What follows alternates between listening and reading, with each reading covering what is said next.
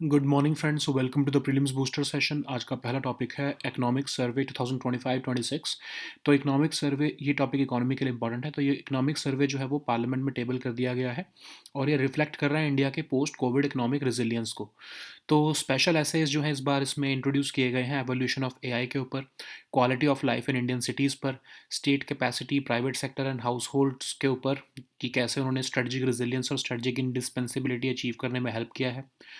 तो एक fundamental shift है। ये इकोनॉमिक सर्वे बता रहा है कि जो स्टेट है वो बिल्कुल चेंज हो गई है। पहले risk averse compliance driven governance होती थी, लेकिन अब रिस्क स्ट्रक्चरिंग, केपेबिलिटी ड्रिवन और अडेप्टिव गवर्नेंस आ चुकी है।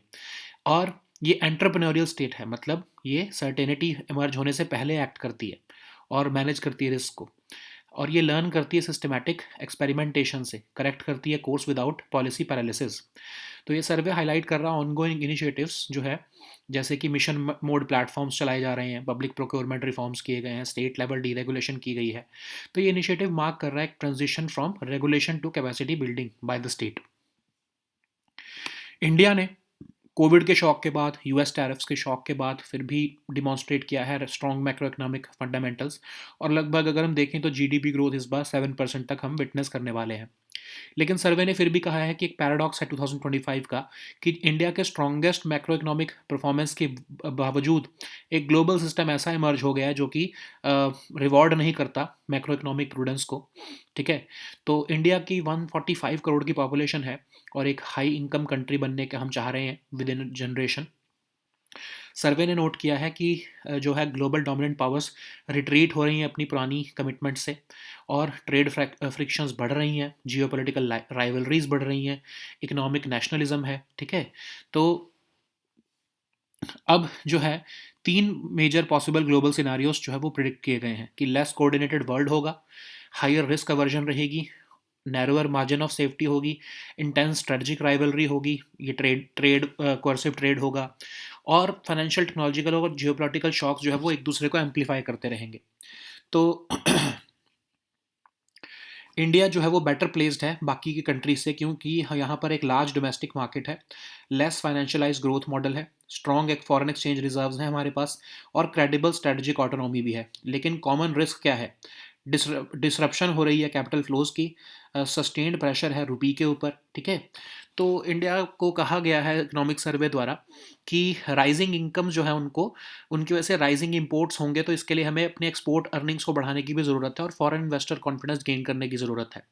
तो पॉलिसी स्टैंड क्या कहा गया है 2026 के लिए कि सप्लाई सब स्टेबिलिटी पर फोकस करो, रिसोर्स बफर्स बनाओ और डाइवर्सिफिकेशन करो राउट्स और पेमेंट सिस्टम्स की। और इंडिया को एक मैराथन रन करनी है और स्प्रिंट भी साथ के साथ ही रन करनी है। तो स्टेट लेड डीरेगुलेशन और स्मार्ट रेगुलेशन की ज़रूरत है इंडिया को। ठीक है। तो सर्वे इंटीग्रेट कर रहा है तीन मेन पिलर्स को, स्टेट कैपेसिटी, सोसाइटल पार्टिसिपेशन और डीरेगुलेशन को। और डेमोक्रेसी में कहा जा रहा है कि स्टेट जो है वो प्रिंसिपल डेवलपमेंट एजेंट है, लेकिन अपस्किल और रीस्किल दोनों के ऊपर फोकस करना चाहिए स्टेट को भी, और मेंटली प्रिपेयर रहना चाहिए एक हॉस्टाइल और अनसर्टेन ग्लोबल टेरेन के लिए। तो ग्लोबल क्राइसिस जो है वो ओपन करेगा इंडिया के लिए एक स्पेस एमर्जिंग ग्लोबल ऑर्डर को शेप करने के लिए, और इसके लिए हमें बहुत एजाइल, फ्लेक्सिबल और पर्पसफुल गवर्नेंस भी देनी होगी। तो सर्वे ने कहा है कि रेजिलियंस जो है वो पर फोकस करो, छोटी या फिर क्विक विंस के कंपैरिजन में। नेक्स्ट हम टॉपिक देखते हैं, increase in health spending by centre. So ये टॉपिक आपके इकोनॉमी के लिए इंपॉर्टेंट है। तो स्टेट्स जो है उन्होंने अपना हेल्थ एक्सपेंडिचर जो है वो इंक्रीज़ किया है, लेकिन यूनियन गवर्नमेंट की जो हेल्थ स्पेंडिंग है as a share of GDP वो डिक्लाइन हुई है in the post pandemic world. तो नेशनल हेल्थ पॉलिसी 2017 में कमिट किया गया था कि हम टोटल पब्लिक हेल्थ एक्सपेंडिचर जो है 1.15% ऑफ जीडीपी से 2.5% ऑफ जीडीपी तक करेंगे 2025 में। लेकिन और इसका कमिटमेंट ये थी कि 40% जो टोटल हेल्थ स्पेंडिंग है वो यूनियन गवर्नमेंट के कंट्रीब्यूशन से आएगा। लेकिन इंडिया जो है अपने गोल से पीछे रहा है। इवन जो भूटान, श्रीलंका, थाईलैंड और मलेशिया जैसी कंट्रीज़ हैं वो ज़्यादा खर्च कर रही हैं per capita on health than India. Covid के टाइम पर पब्लिक हेल्थ स्पेंडिंग जो है as a percentage of GDP बढ़ गई थी टेम्परेरीली, लेकिन वो लार्जली स्टेट गवर्नमेंट ड्रिवन थी। आरबीआई के डेटा के हिसाब से भी यूनियन गवर्नमेंट का जो हेल्थ एक्सपेंडिचर है वो डिक्लाइन हुआ है, और 2025-26 की जो हेल्थ एलोकेशन है वो एक्चुअल स्पेंडिंग ऑफ 2020-21 से काफ़ी कम है। और ये दिखा रहा है कि गवर्नमेंट ऑफ इंडिया जो है, यूनियन गवर्नमेंट जो है वो मॉडेस्ट प्रायोरिटी दे रही है हेल्थ को, और जो है पैंडमिक की जो के टाइम पे जो कमिटमेंट थी उन्हें सस्टेन नहीं किया गया है। और अगर हम कॉन्ट्रास्ट देखें, स्टेट्स और यूनियन टेरिटरीज ने अपनी हेल्थ स्पेंडिंग को कंसिस्टेंटली इंक्रीज़ किया है 2017-18 से लेकर अभी तक। हेल्थ एक्सपेंडिचर जो स्टेट्स के हैं वो बढ़े हैं हर साल। और हेल्थ जबकि एक स्टेट सब्जेक्ट है, लेकिन फिर भी जो स्टेट्स हैं वो डिपेंडेंट रहती हैं यूनियन ट्रांसफर्स पर। Health and education cess government ने इंट्रोड्यूस किया 2018-19 में, और एविडेंस ने ये दिखाया है कि सिर्फ 1/4 ऑफ जो सेस कलेक्शन हुई थी वो हेल्थ को एलोकेट हुई, बाकी की बाकी का जो पैसा है वो जनरल रेवेन्यूज़ में डाल दिया गया। तो एक और मेजर कंसर्न ये है कि डिक्लाइन हो रहा है share of union spending to, जो कि ट्रांसफ़र की जाती है स्टेट्स को थ्रू सेंट्रली स्पॉन्सर्ड स्कीम्स। तो की स्कीम्स जैसे कि नेशनल हेल्थ मिशन जो है वो स्टैग्नेटेड रही हैं, या उसमें रियल टाइम डिक्लाइन देखने को मिला है फंडिंग में। इवन जो नेशनल हेल्थ मिशन है उसकी स्पेंडिंग में 5.5% एनुअली डिक्लाइन देखने को मिला है इन रियल टर्म्स। नेक्स्ट हम टॉपिक देखते हैं solar cycles. Topic science and tech के लिए इंपॉर्टेंट है। तो रिसेंटली एक आईआईटी कानपुर की टीम ने डेवलप किया है new way to predict solar cycles. तो ये सोलर साइकिल डिस्क्राइब करती है एक approximately 11 year cycle of solar activity. Sun की मैग्नेटिक फील्ड द्वारा ड्रिवन है ये। हर 11 साल में सन का मैग्नेटिक फील्ड कम्प्लीटली फ्लिप हो जाता है। सोलर साइकिल अफेक्ट करती है activity on the surface of the sun. ठीक है। तो सोलर मिनिमम क्या है? सोलर मिनिमम वो है जब cycle of the sun, solar cycle शुरू होती है और जब सन के ऊपर सबसे कम सन स्पॉट्स होते हैं। और सोलर मैक्सिमम क्या है फिर? Middle of the solar cycle, या फिर जब सन के पास सबसे ज़्यादा सन स्पॉट होते हैं। और सोलर साइकिल के पास पोटेंशियल होता है कि वो अर्थ के क्लाइमेटिक कंडीशंस को इम्पैक्ट कर सकती है। नेक्स्ट हम टॉपिक देखते हैं national legal services authority. Topic governance के लिए इंपॉर्टेंट है। तो recently minister of state of ministry of law and justice ने इन्फॉर्म किया है राज्यसभा को about district legal services clinics जो नालसा के अंडर बनाई गई हैं। नालसा क्या है? लीगल सर्विसेज अथॉरिटी एक्ट के अंदर बनाया गया एक बॉडी जो कि फ्री और कॉम्पिटेंट लीगल सर्विसेज देती है पुअर को और मार्जिनलाइज सेक्शंस ऑफ सोसाइटी को, इंक्लूडिंग एससीज एंड एसटीज। तो ये हाउस्ड है at supreme court of India और हर स्टेट में ये स्टेट लीगल सर्विसेज अथॉरिटी भी बनी है। हाई कोर्ट में high court legal services committees भी हैं, डिस्ट्रिक्ट लेवल पर भी हैं, तालुक लेवल पर भी हैं। तो इसमें क्या फ्री लीगल सर्विसेज दी जाती हैं, जैसे payment of court fees, process fees, बाकी के चार्जेस, सर्विस ऑफ लॉयर्स देना लीगल प्रोसीडिंग्स में, ऑब्टेन और सप्लाई करना certified copies of orders and other documents in legal proceedings. ठीक है। तो अगर हम देखें तो विमेन, SC ST या इंडस्ट्रियल वर्कमैन, इन सब के अलावा पर्सनस जिनकी एनुअल इनकम 1 लाख से कम है उन्हें ये सर्विसेज फ्री में दी जाती हैं। नेक्स्ट हम टॉपिक देखते हैं एनपीएस स्वास्थ्य पेंशन स्कीम। टॉपिक इकोनॉमी और गवर्नेंस के लिए इंपॉर्टेंट है। तो PFRDA ने रिसेंटली रोल आउट किया है एनपीएस स्वास्थ्य पेंशन स्कीम एक पायलट बेसिस पर। इनिशिएटिव का एम है कि इंटीग्रेट किया जाए हेल्थ रिलेटेड फाइनेंशियल बेनिफिट्स को एग्जिस्टिंग एनपीएस फ्रेमवर्क के साथ और फाइनेंशियल सपोर्ट दिया जाए आउट पेशेंट और इन पेशेंट मेडिकल एक्सपेंसेस के लिए। तो एक sector specific contributory pension scheme है जो कि इंडियन सिटीजन्स को एक वॉलंटरी बेसिस पर दी जाएगी। पेंशन फंड्स ही इसको लॉन्च करेंगे ऑफकोर्स PFRDA से अप्रूवल लेने के बाद। तो अगर हम एलिजिबिलिटी देखें, कोई भी इंडियन सिटीजन जो है वो इसको ज्वाइन कर सकता है, लेकिन उसका कॉमन स्कीम अकाउंट होना चाहिए एनपीएस में। ठीक है। सब्सक्राइबर्स जो 40 साल से ऊपर के हैं वो ट्रांसफर कर सकते हैं 30% of their contribution from common scheme account to Swasthya pension scheme. Partial withdrawals allow होंगे मेडिकल एक्सपेंसेस के up to 25% of subscribers own contribution, जिसमें कि उनकी मिनिमम अक्यूमुलेटेड कॉर्पस अगर 50,000 से ऊपर का है। तो अगर कोई क्रिटिकल इन पेशेंट ट्रीटमेंट की ज़रूरत है तो सब्सक्राइबर्स जो हैं वो 100% प्री मैच्योर विड्रॉल भी कर सकते हैं, लेकिन अमाउंट्स जो विड्रॉ होंगी वो डायरेक्टली जो है हॉस्पिटल को या फिर जो हेल्थ बेनिफिट एडमिनिस्ट्रेटर है उसको ही दी जाएंगी। नेक्स्ट हम टॉपिक देखते हैं पैमाना portal.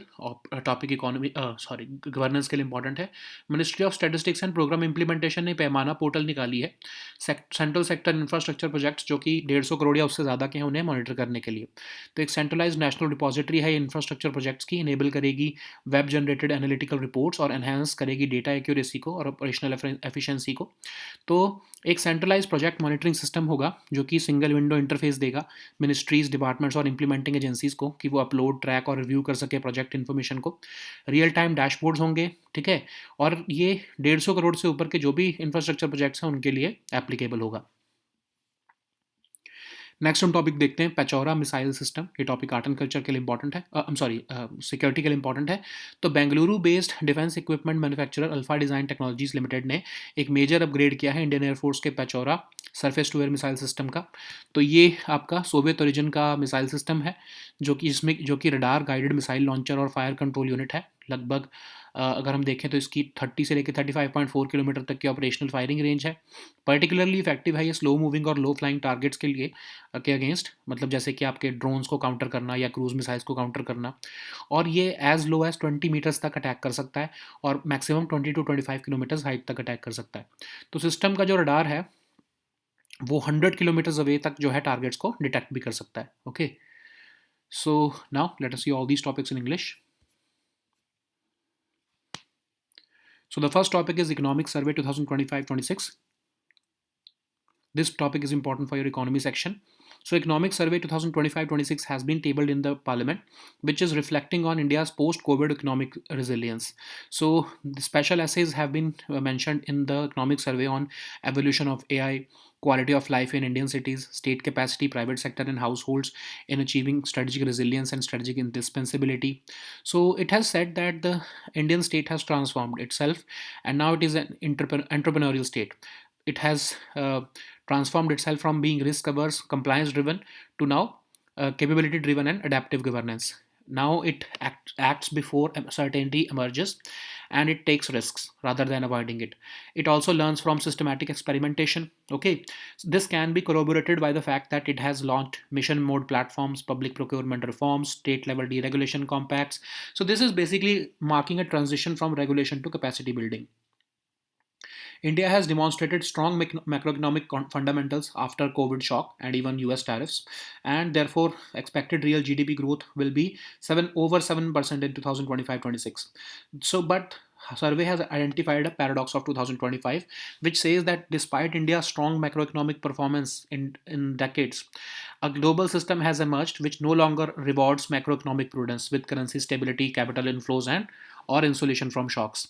So India has 145 crore people who aim to become and India aims to become a high income country within a generation. But the survey also notes that there is retreat of global dominant powers from earlier commitments and there is rising trade frictions. Okay, so the economic survey has predicted that there could be financial, technological, and geopolitical shocks which would amplify each other, potentially worse than the 2008 global financial crisis. So, India is still better placed than many countries because we have a large domestic market, less financialized growth model, credible strategic autonomy, and there is a common risk still which would affect us, that is, disruption of capital flows and sustained pressure on the rupee. So, rising incomes will inevitably lead to rising imports. So, therefore, India must generate export earnings and foreign investor confidence. So, we have to focus on supply stability, resource buffers, and diversification of routes and payment systems.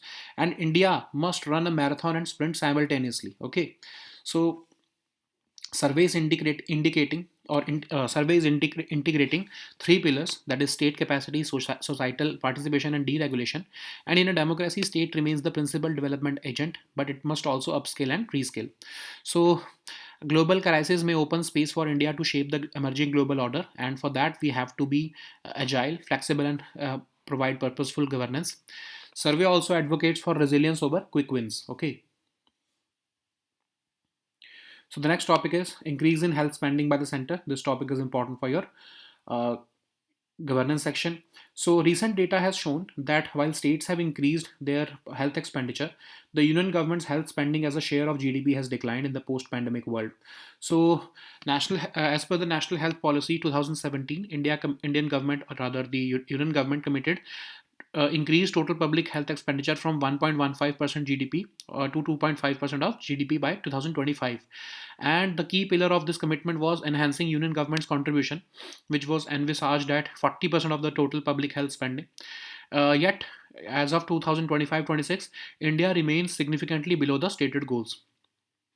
Comparative data shows that countries like Bhutan, Sri Lanka, Thailand, and Malaysia spend several times more capital on health than India. During the COVID 19 pandemic, public health spending as a percentage of GDP also rose temporarily. However, this increase was driven largely by the state governments, not by sustained expansion in union government allocations. According to RBI, union government's health expenditure has declined, and in fact, the 2025-26 health allocation is 4.7% lower than actual spending of 2020-21. Modest priorities being accorded to health during the pandemic has not been sustained also. Okay, so states and union territories have increased their health spending consistently since 2017-18. While health is primarily a state subject, the fiscal capacity of states depend heavily on union transfers. So government of India introduced health and education cess in 2018-19 at 4% of taxable income, but data shows that about only one fourth of the collected cess was allocated to health, while the rest of the cess was absorbed into general revenues. There is another major concern regarding the declining share of union spending transferred to states through the centrally sponsored schemes. Key schemes like the National Health Mission have been stagnated or, in real terms, declined in funding. The National Health Mission spending declined by 5.5% annually in real terms. Okay. So the next topic is solar cycles. This topic is important for your science and tech section. Recently, IIT Kanpur team has developed a new way to predict solar cycles. The solar cycle describes an approximately 11-year cycle of solar activity driven by the sun's magnetic field. Every 11 years or so, the sun's magnetic field completely flips. The solar cycle affects activity on the surface of the sun. And what is solar minimum? It is the beginning of a solar cycle, or when the sun has the least sunspots. The solar maximum is the period when it is the middle of the solar cycle, or when the sun has the most sunspots. So solar cycle has the potential to impact Earth's climatic conditions also. Okay. So the next topic is National Legal Services Authority. This topic is important for your governance section. So Minister of State of the Ministry of Law and Justice has informed Rajya Sabha about the district legal services clinics. So about established by NALSA. So NALSA was established under the Legal Services Authorities Act of 1987 to provide free and competent legal services to the poor and marginalized sections of society. It is housed at Supreme Court of India. In every state legal services authority, and in every high court, a high court legal services committee has been constituted. District legal services authorities and taluk legal services committees have been constituted in the districts, and most of the taluks to give effect to the policies and directions of the NALSA. So the free legal services include payment of court fees, process fees, and all other charges payable or incurred in connection with any legal proceedings, providing the service of lawyers in legal proceedings, obtaining and supply of certified copies of orders and other documents in legal proceedings. Okay, persons who are eligible for free legal services include women and children, members of SC/ST, industrial workmen, persons whose annual income does not exceed 1 lakh. Okay. So the next topic is NPS Swasthya Pension Scheme. This topic is important for your economy section. So PFRDA has recently rolled out the NPS Swasthya Pension Scheme on a pilot basis. The initiative aims to integrate health-related financial benefits with the existing NPS framework. The scheme is designed to provide financial support for outpatient and inpatient medical expenses. The scheme will function as a sector-specific contributory pension scheme, and it will be offered to the Indian citizens on a voluntary basis. It will be launched by pension funds after obtaining prior approval from PFRDA. So what are the key features of the scheme? Any Indian citizen is eligible to join the scheme, but a common scheme account under NPS is mandatory. Subscribers aged above 40 years may transfer up to 30% of their contributions from the common scheme account to the Swasthya Pension Scheme. Partial withdrawals are permitted for medical expenses up to 25% of the subscribers' own contributions, but of course there should be a minimum accumulated corpus of 50,000 rupees. For critical inpatient treatment, subscribers may opt for 100% premature withdrawal, but the amounts withdrawn will be paid directly to the health benefit administrator, third party administrator, or hospital. So the next topic is Paymana portal. This topic is important for your governance section. Ministry of Statistics and Program Implementation has launched a web-based portal called Paymana for the mandated monitoring of central sector infrastructure projects worth 150 crore and above.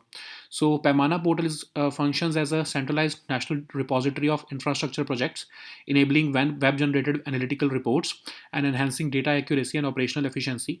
So Paymana portal serves as a centralized project monitoring system, providing a single window window interface for ministries, departments, and implementing agencies to upload, track, and review project information. It features real-time dashboards with drill-down capabilities. It is mandated to monitor the central sector infrastructure projects worth 150 crore and above. So the next topic is Pachora missile system. This topic is important for your security section. Bengaluru-based defense equipment manufacturer Alpha Design Technologies Limited has completed a major upgrade of Indian Air Force Pachora, that is a surface-to-air missile system. So Pachora missile system consists of a radar-guided missile launcher and a fire control unit, typically employing the V600 missile of Soviet origin. It is particularly effective against slow-moving or low-flying targets, making it well suited for countering drones and cruise missiles. It has an operational range of about 30 to 35.4 kilometers, and it can engage targets flying at altitudes from as low as 20 meters up to 20 to 25 kilometers. The system's radar can detect targets up to 100 kilometers away, providing early warning and engagement capability. Okay, so these were our topics for today. We'll meet next time with new topics. Until then, goodbye and take care.